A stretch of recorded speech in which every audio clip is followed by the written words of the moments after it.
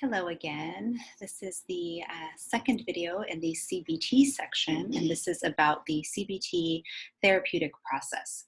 If you haven't already watched the first video about the CBT framework, I recommend stopping here and going back to watch that one first, as it provides you with some foundational information about CBT that will make this video here a bit easier to understand.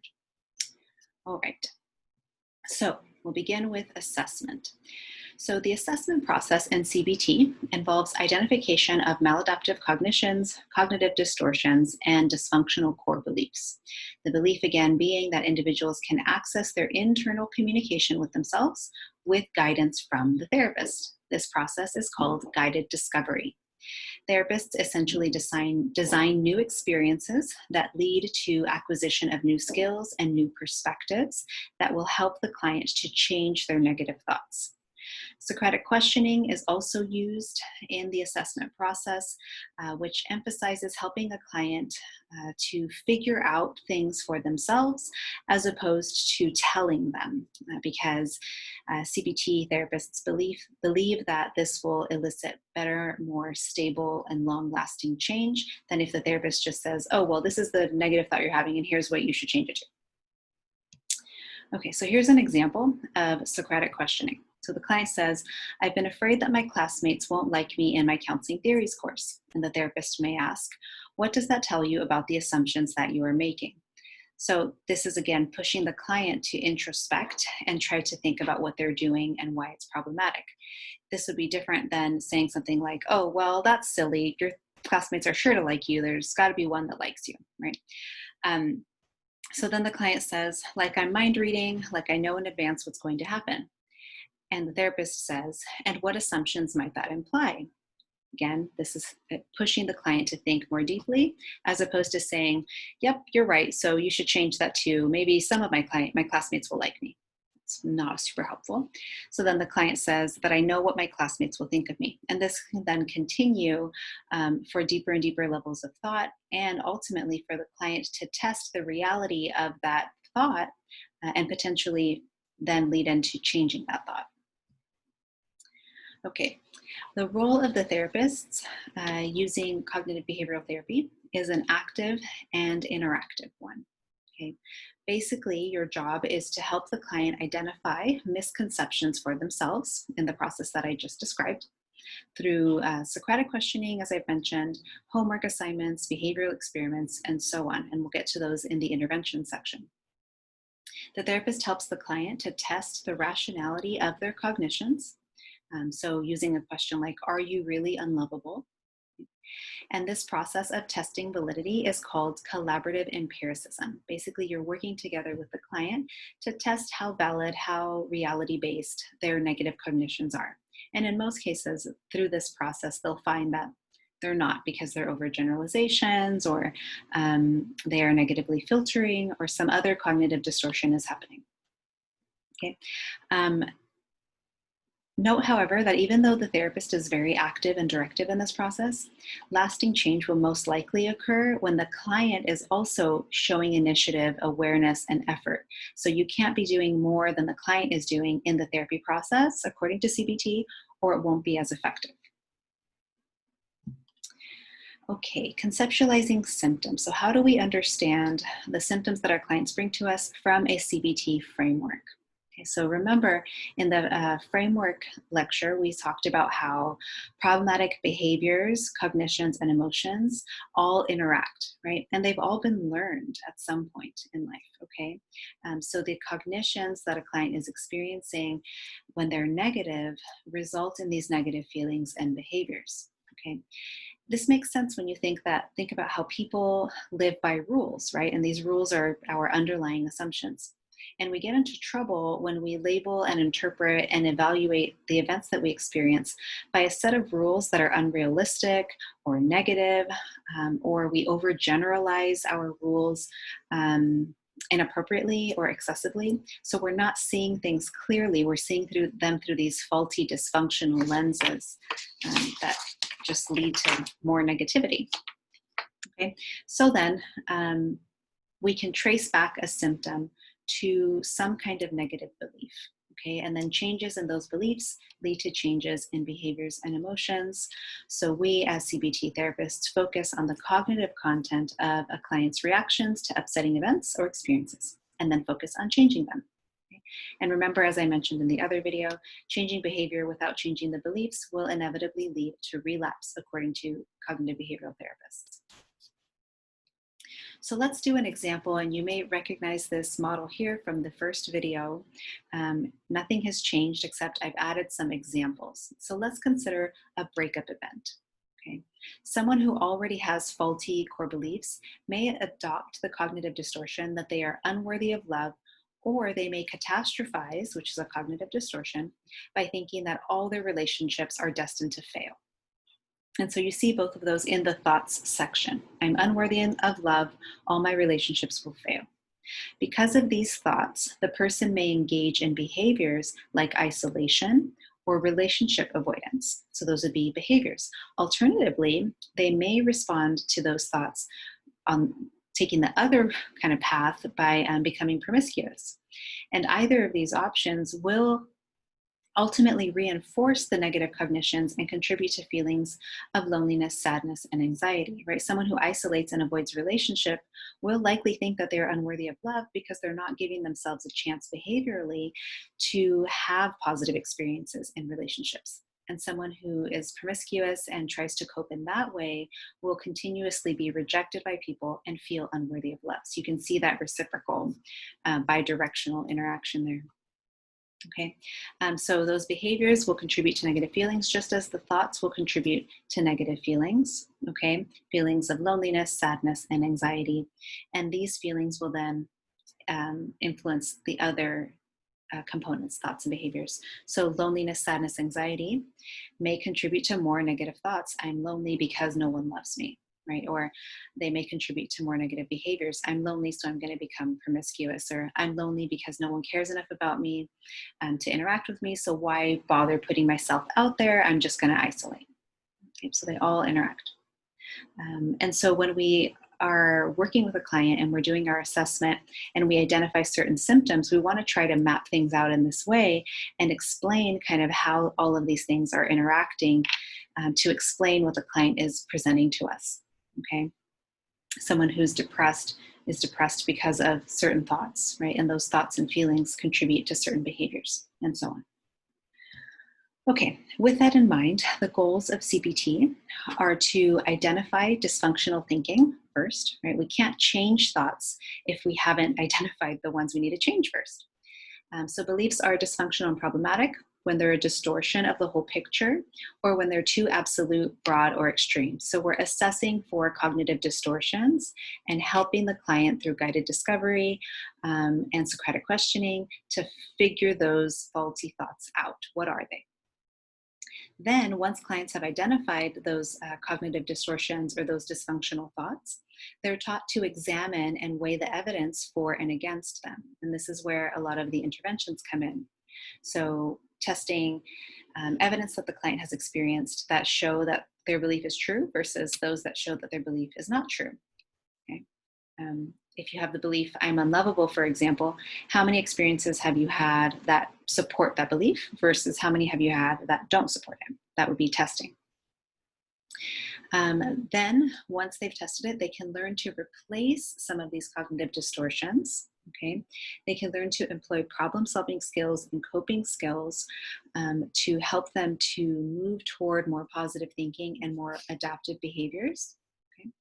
And then through a process of guided discovery, they can also acquire insight about the connection between their thinking and the way they act and feel, which sometimes will be called psychoeducation, about these links between everything, right? So that they can develop insight in that way and interrupt at various points in that cycle.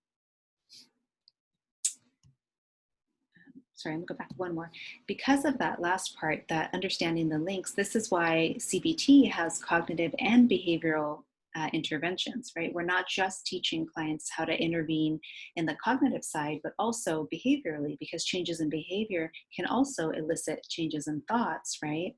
But as long as the thoughts are also changing. So if we just have the behavioral change, it's not going to be a lasting change. So it needs to kind of happen simultaneously. And then the behavioral change can support the cognitive change. Let me know if that doesn't make sense. Okay, so techniques and activities. So we're going to move into interventions / techniques / activities. I've sorted them by either cognitive or behavioral. Most of these are taught and practiced in the therapy session, so the client's comfortable with them, and then they're assigned as homework assignments for the most part. We'll start with cognitive techniques, and these are focused on identifying, testing, and replacing dysfunctional thoughts, usually in that order. Okay, so first here we have a thought log, also called a thought record, and its purpose is to help clients identify negative thoughts and test them, so that empiricism, collaborative empiricism. Again, can be done in session or for homework. And if it's done for homework, they would bring it back and you'd process in session.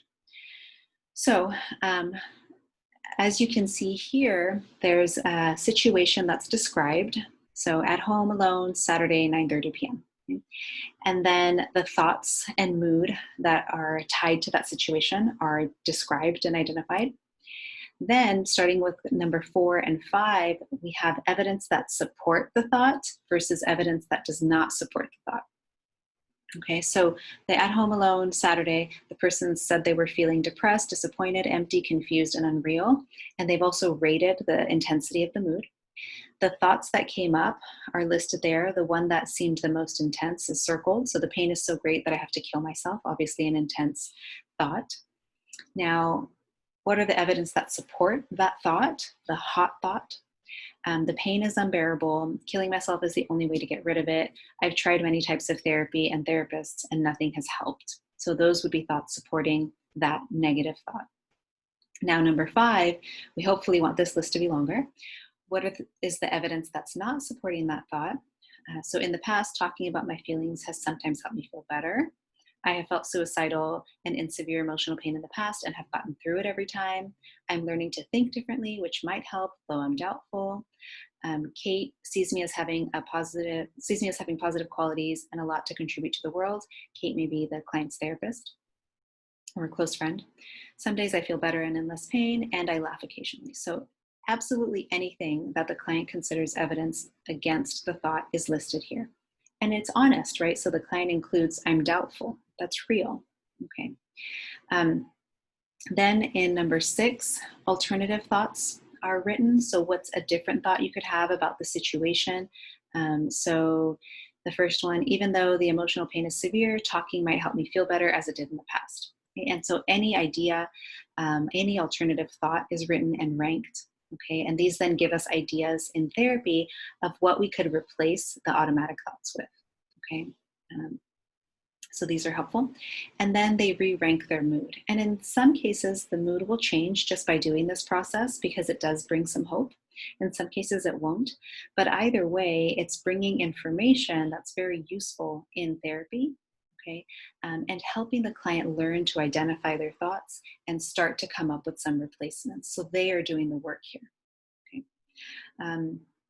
When the evidence is overwhelmingly not supporting the thought, then the client can hopefully learn to identify alternative explanations that are less depressing or anxiety-provoking or triggering for them. Okay. Now on Canvas, there's a blank version of this thought log / record for you if you're wanting to use it or practice with it. That's accessible to you. So that is the thought log, thought record. The next cognitive intervention is a responsibility pie. These can also be helpful with testing cognitive distortions and beliefs. Basically what's happening is the client is listing all the people and aspects of the situation that may have contributed to the event.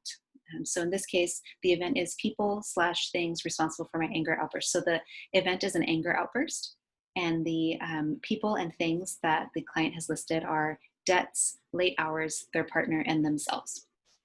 The slices then reflect relative responsibility, with the biggest slice going to the biggest responsibility. And we instruct the clients to draw themselves last so that they don't either assign too much responsibility to them when it doesn't belong to them, or so that they are realistic about how much responsibility they assign themselves, as in this situation here. Okay, so in this pie, it's really designed to increase personal responsibility so that the client acknowledges that they ultimately are the ones responsible for their anger outburst. Okay. Or it can also be used to reduce feelings of guilt and shame, which I will show you in the next example. Okay, so here's the next example. And the event in this case is a sexual molestation. And so here, all of the different things or people responsible are written in. And you can see that after the client created this, there was no more room to put themselves because ultimately it was not their fault. And so visually, this is representing that they have nothing to feel guilt or shame about because ultimately the responsibility was not on them. So this is a nice visual way of restructuring some negative cognitions. Okay, next, this is a cost-benefit analysis, and this is used to evaluate the advantages and disadvantages of negative thoughts and unwanted behavior. The client weighs them on a 100-point scale, okay, or they can list kind of as a pro and con type of thing. This is often used as evidence to change a faulty cognition. So in this case, the person is targeting procrastination, and the thing that they are procrastinating about in this moment is straightening out their desk. So they're listing on one side, what are the advantages to procrastinating about straightening their desk? And then on the other side, what are the disadvantages to procrastinating about straightening their desk? So it's just like your classic pro-cons list. And then at the bottom there, they rank in points. And so here they're assigning 40 to the advantages and 60 to the disadvantages, hopefully encouraging them to stop procrastinating. Okay. And again, whether or not it changes the behavior in the moment, this is useful to process and go through in therapy and to help identify and reshape some of those negative beliefs. Okay. So next we'll move into behavioral techniques. And with these techniques, the focus is on behaving in ways that will move the client closer to their goals. Many of the techniques that we learned about in behavioral therapy last week can also be used here. So things like relaxation strategies, progressive muscle relaxation, and diaphragmatic breathing are all things that are useful in CBT as well. If you need a refresher on those, please watch the behavioral therapy video where I go through the interventions toward the end of the video.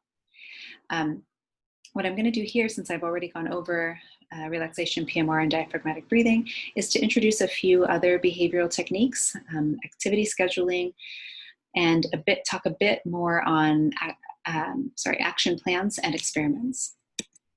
Okay, so here's activity scheduling. And activity scheduling involves having the client write down their activities for each hour of the day and rate their mood when engaging in each activity. This helps clients to begin to see the connections between feelings and behaviors. Okay, it can help them to start to see, okay, in the morning, my mood is kind of low most of the times, but it tends to be much better after lunch, for example. So starting to see some of those patterns and how what they're doing influences their mood. Okay, so for many folks, perhaps exercising might be associated with a higher mood, or eating. It can also help clients to start integrating more activities that may help them feel better. So if they find that visiting with family, for example, raises their mood, right, then they can start doing that more. Alternatively, if they find that it tanks their mood, maybe they start writing that out of their schedule, okay? So having a fully planned schedule like this helps with that link, and it also can help reduce ruminating thoughts, right? Because when you're busy, you're less likely to sit and be thinking and thinking and thinking. So in the immediate sense, this is also helpful.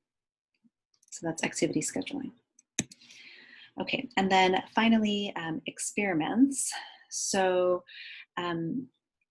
we want to challenge some of the negative assumptions that we're having through things like behavioral experiments.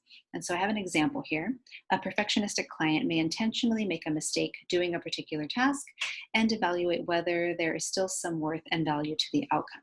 So if you have a perfectionist, they're likely very afraid of making a mistake, right? And this maybe makes them hesitant to do things or to do new things because they're so kind of paralyzed by this fear of messing up and not being perfect. So an experiment that you may assign to a client is you must make one mistake every day this week, right? And you'd have them do it and then maybe journal about what that experience was like, what their mood was like, what their thoughts are. And then you would process that in therapy to show them that even when they made those mistakes and it triggered anxiety for them, they are still worthy people, right? And it doesn't change who they are. Okay. The hope is that the experiments will show that their beliefs are not supported.